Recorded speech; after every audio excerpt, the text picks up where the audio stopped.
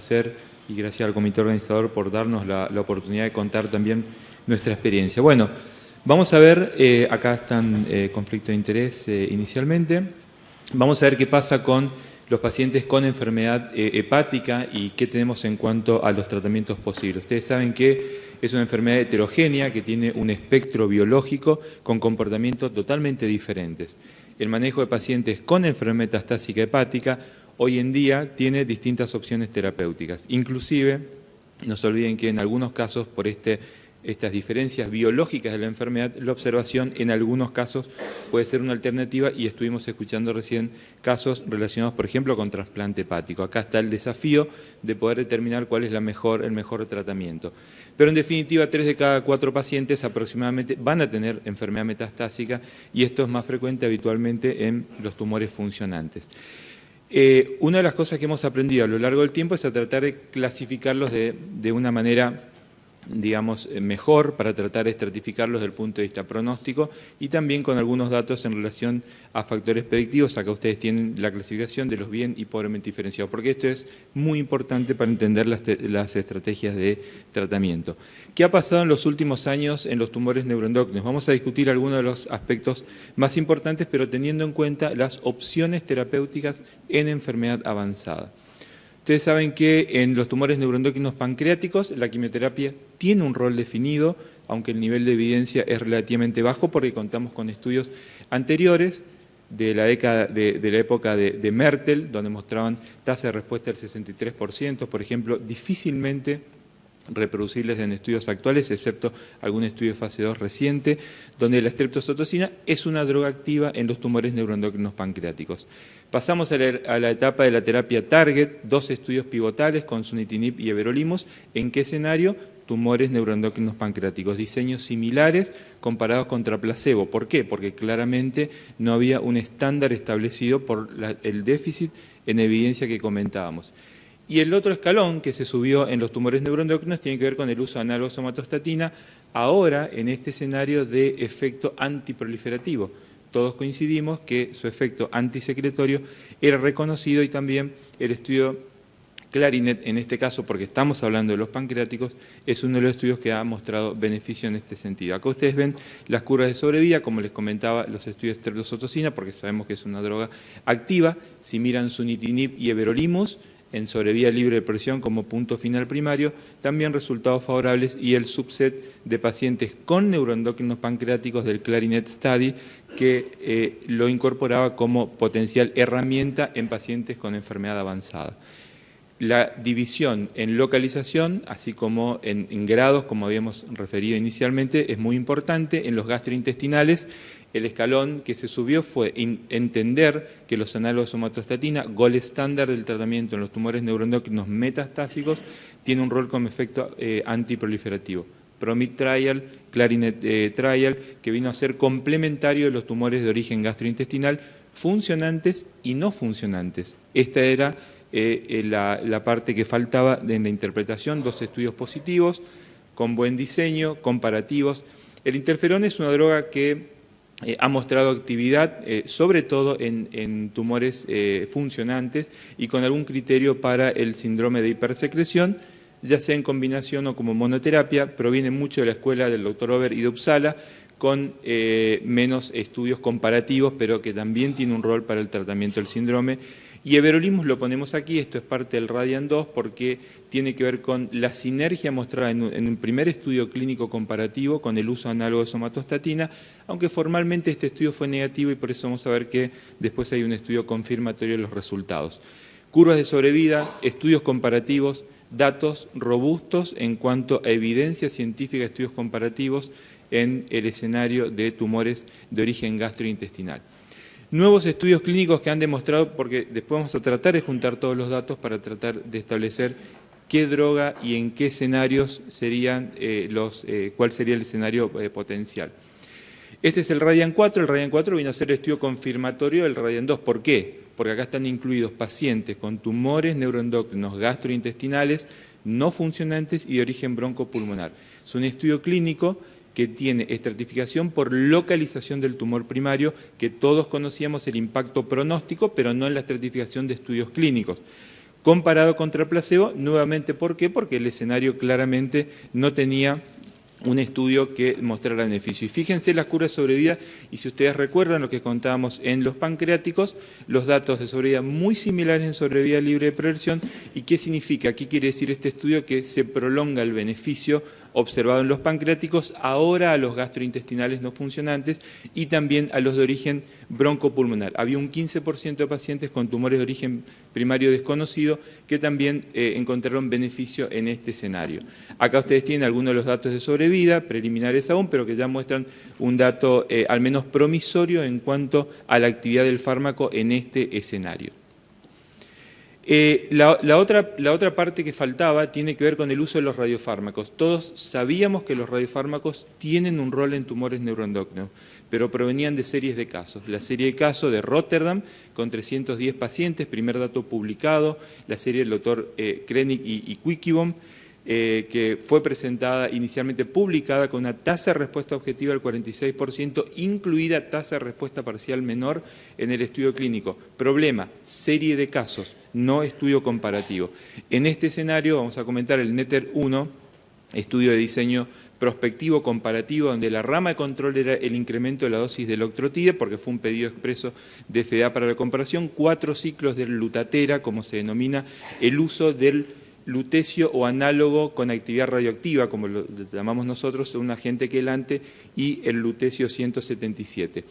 Acá tienen algunas de las características importantes, siempre tener en cuenta que son para tumores bien diferenciados. Segundo punto, son pacientes con tumores gastrointestinales. Tercer punto, condición sine qua non para la utilización de esta terapia, tiene que tener expresión de receptores somatostatina.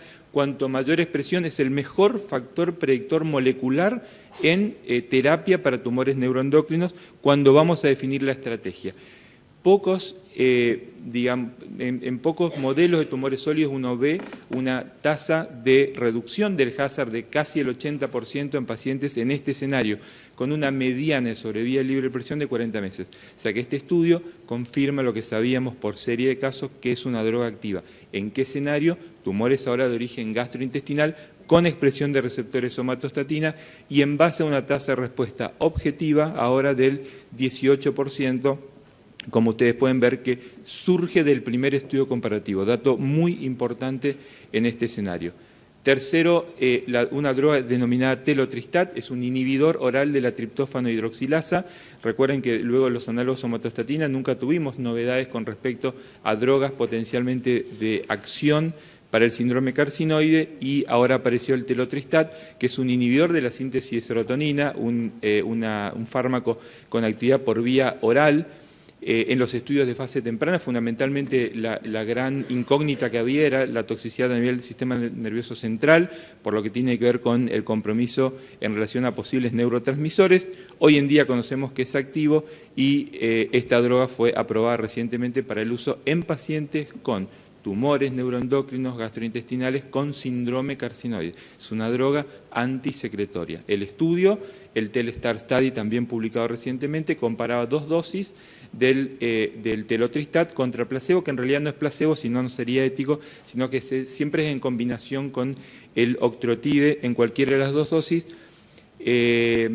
Si bien el punto final, que era número o reducción de deposiciones en aquellos pacientes que habían sido tratados con análogos somatostatina, el estudio muestra una reducción del 50% globalmente en ese escenario previo tratamiento con análogos somatostatina. En base a este resultado y a este punto final en pacientes con síndrome carcinoide, la droga tiene un rol activo en este escenario.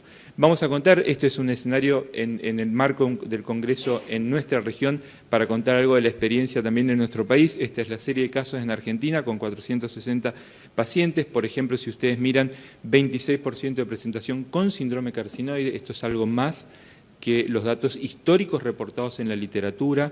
El síntoma abdominal es el síntoma, dolor abdominal, un síntoma inespecífico totalmente como forma de presentación. ¿Qué significa esto? Que 2/3 partes de los pacientes, al menos, esto es importante aclararlo, en el escenario de la atención por el oncólogo clínico, piensen que en otros países es diferente y la atención depende de endocrinólogos oncólogos o gastroenterólogos oncólogos, es presentación con metástasis hepáticas sincrónicas. Entonces, este es el escenario claramente en relación a el tratamiento. Y si ustedes miran, solo para repasar, estos son datos de la serie de nuestra serie de casos, donde ustedes pueden ver lo mismo que decíamos previamente, que la localización es una variable pronóstica, los gastrointestinales, la sobrevida es diferente a los pancreáticos. Si ustedes miran el Ki-67, a la derecha también es una variable pronóstica, no estamos descubriendo nada con esto, solamente diciendo, validando en una serie propia esta situación. Y estas curvas abajo, que son quizás las más interesantes, tienen que ver con la sobrevida de aquellos pacientes que de alguno u otro modo fueron a cirugía.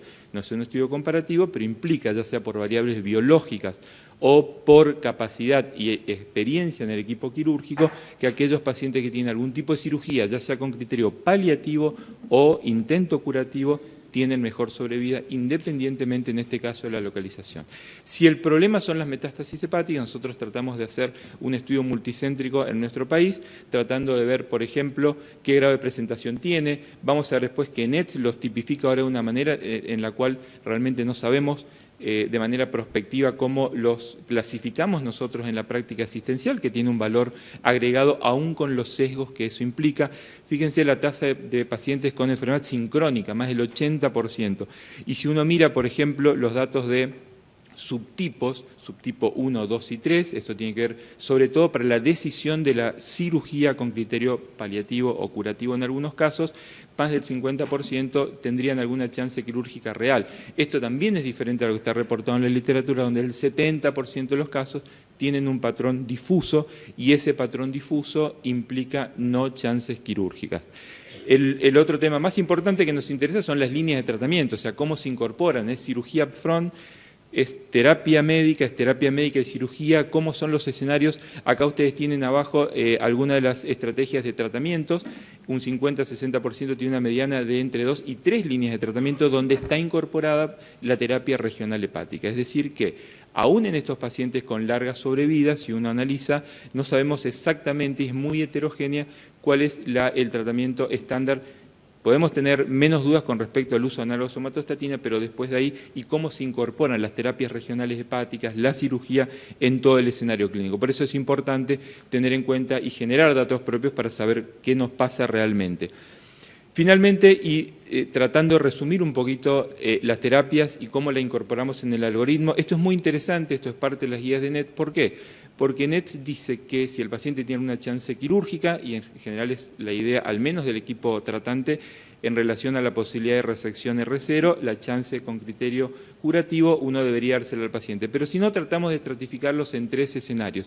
Y si ustedes quieren, al menos en 2, definir si el paciente tiene patrón simple o complejo por compromiso hepático, en los bien diferenciados, tienen chance quirúrgica. Si no es factible, la posibilidad de tratamiento regional hepático. Pero en los pacientes con enfermedad difusa, como ustedes pueden ver en este caso en el escenario clínico, ahí van a ver que en este escenario, ahí es donde tiene mucha mayor interacción la terapia médica y probablemente la cirugía tiene un rol menor. Sí, por ejemplo, podemos discutir en ese escenario la posibilidad de trasplante hepático. Vamos a hablar solamente, para no hablar tantos datos, de lo que tiene que ver con la quimioterapia. ¿Qué pasó con la quimioterapia en los tumores neuroendocrinos? Bueno, tenemos un problema con relación a la evidencia, en el mejor de los casos de estudio de fase 2.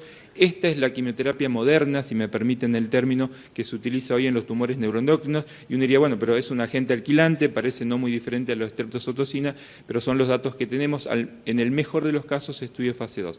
Les decía que, excepto el estudio de Jonathan Strosberg, que es un estudio de una serie de casos, prospectiva, con 30 pacientes, con 70% de respuesta objetiva, la combinación de temozolomida y capecitabine no está comparada, no hay datos en estudios comparativos contra un esquema previo. Igual no tenemos un esquema estándar, sabemos drogas potencialmente útiles, pero este es un escenario que requiere atención. ¿Cuándo es útil la quimioterapia? Tumores neuroendocrinos pancreáticos. ¿Dónde tiene su rol definido y no tenemos muchas opciones? Carcinoma neuroendocrino poco diferenciado, sobre todo aquellos con small cell. Simplemente una aclaración para el estudio de MGMT, que era una enzima que se utilizaba en algunos de los estudios. Hoy en día sabemos que no es predictivo y por lo tanto no es mandatorio hacerlo para la decisión terapéutica en este escenario clínico.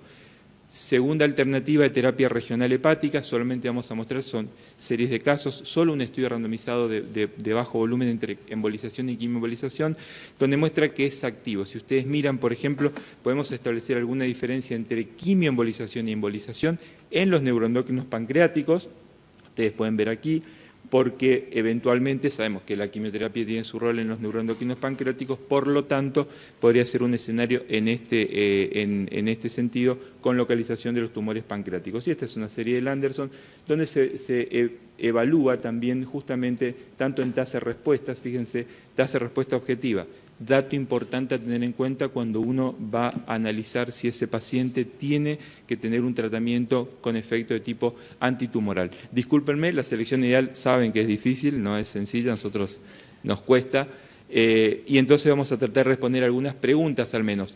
¿Cuándo utilizar análogo de somatostatina? Apropiada primera línea en la mayoría de los neuroendocrinos diferenciados, es el gol estándar. Si ustedes quieren, por ejemplo, mejor si el Ki-67 es más bajo, con menor volumen de enfermedad, con menor tasa de crecimiento, clásico intestino delgado, y el octoroxcan positivo es un factor predictivo, aunque no mandatorio para el uso del análogo de somatostatina. Los funcionantes y no funcionantes se benefician de igual modo, lo hemos aprendido a través de los estudios clínicos. ¿En qué caso pensar en radioligandos? Les mostré un estudio muy interesante y esta es una pregunta actual. ¿Cuándo utilizar? ¿Dónde se incorpora el uso del lutecio? Pacientes con tumores neuroendocrinos de origen intestinal, porque eso dice el NETTER-1, pero también es una opción para otros tumores con distinta localización, siempre y cuando tenga expresión de receptores somatostatina. Les decía, condición sine qua non, expresión de receptores por el estudio que ustedes quieran, octoroxcan, PET con galio, DOTATATE, DOTATOC, digamos cualquiera, pero tiene que tener un estudio funcional. ¿Por qué? Porque son 4 ciclos de tratamiento, porque tiene baja toxicidad y porque hemos visto que tiene un largo tiempo de progresión, pero siempre tener en cuenta que necesitamos conocer datos de toxicidad alejada. Es tan importante este gol estándar que en algunos casos se define que las estrategias son ¿qué hacemos post-análogo de somatostatina?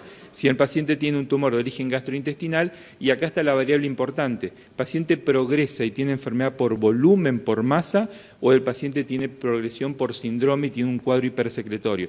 Y aquí están las estrategias, radiofármacos, por el NETTER-1, everolimus, por el Radian-4, terapia dirigida al hígado, hay datos también de radioembolización que no los incluye aquí, pero definitivamente puede ser una estrategia, en qué pacientes con predominante enfermedad hepática, y si es progresión, aumentar la dosis de somatostatina es una alternativa, el uso de interferón podemos incorporarlo aquí, y el telotristat que se incorpora en este escenario de pacientes con enfermedad avanzada. En los tumores neuroendocrinos pancreáticos ustedes van a tratar de identificar 4 o 5 preguntas, esto tiene que ver con algo bastante práctico, aunque por ahí en el gráfico no resulta así, pero si el paciente tiene un tumor funcionante, el paciente tiene o no alguna chance de resección quirúrgica, y si es no funcionante y es bien diferenciado, depende del volumen de enfermedad que tenga, la tasa de progresión y la presencia o no de síntomas para la determinación de terapia médica o tratamiento médico con el uso de análogos, o el watch and wait, también es una alternativa en aquellos pacientes que tienen enfermedad indolente. Personalmente, en los pancreáticos no somos muy activos en el escenario watch and wait, en los pancreáticos sí, en los gastrointestinales. Y lo que les comentaba, por ejemplo, los NET-G3, hoy en día ya se los diferencia en aquellos que son con características de small cell versus los que no tienen características de small cell. ¿Por qué? Porque habilitan nuevas estrategias terapéuticas y cuidado que un 10% de estos pacientes pueden tener expresión de receptores de somatostatina. Un gráfico muy claro, muy conciso de la marca y Juan Lavalle, que para tratar de interpretar cómo hacemos y hacia, digamos, cómo uno decide la estrategia, tiene que ver con, en base al Ki-67, el volumen de enfermedad, por ejemplo, y la tasa de progresión de enfermedad favoreciendo la terapia target, sunitinib o everolimus, por ejemplo, y si el paciente tiene una rápida tasa de progresión, probablemente con Ki-67 mayor o mayor volumen de enfermedad, esto favorece la quimioterapia. Es el continuum of care en tumores neuroendocrinos de una manera muy gráfica, que a mí me parece realmente importante para tenerlo en cuenta. La secuencia ideal, un dolor de cabeza, también tenemos en nuestro país.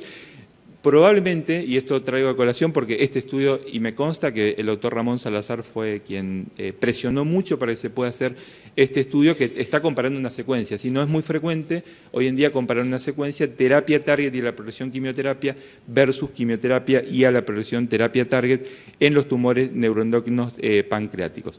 Para concluir, en más del 60% de los casos tenemos pacientes con metástasis hepáticas, es frecuente la presentación con un patrón difuso, hay distintas opciones de tratamiento y tienen que ver las características clínicas, el volumen de enfermedad, la presencia de síndrome. Hoy en día tenemos datos clínicos con buen diseño, con estudios comparativos que muestran evidencia en algunos escenarios para el uso en pacientes metastásicos. También tenemos datos en la región para conocer nuestra realidad y saber cuál es nuestra secuencia en este escenario, y en ETS 2016 las guías realmente me parecen muy buenas.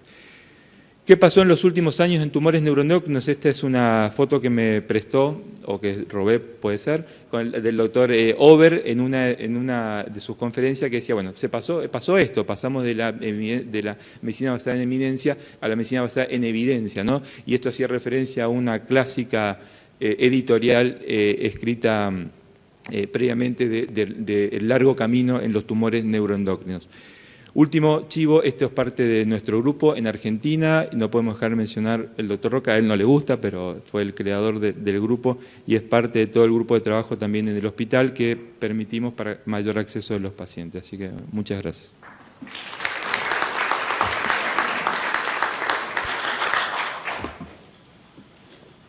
A continuación vamos a cambiar un poco el enfoque puramente clínico.